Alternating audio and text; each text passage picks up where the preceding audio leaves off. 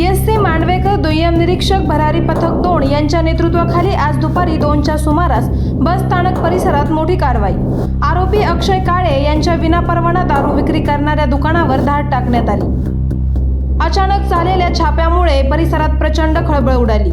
पथकाने दुकान सील करून दारू साठा जप्त केला असून आरोपीला ताब्यात घेण्यात आलं आहे। पोलिसांच्या या धाडसी कारवाईमुळे गोरगरीब जनतेचे आरोग्य, तरुणाईचे भविष्य घडवणारे हे बेकायदेशीर अड्डे आता गंडणार असा विश्वास नागरिक व्यक्त करत आहेत। श्रीरामपूर शहरात अवैध दारू विक्रेत्यांच्या कंबरड्या मोडण्यास सुरुवात झाली अशी जोरदार चर्चा सध्या सुरू आहे।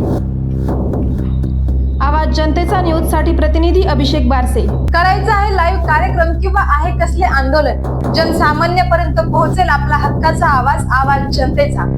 बातमी व जाहिरातीसाठी संपर्क करा स्क्रीनवर दिलेल्या नंबरवर।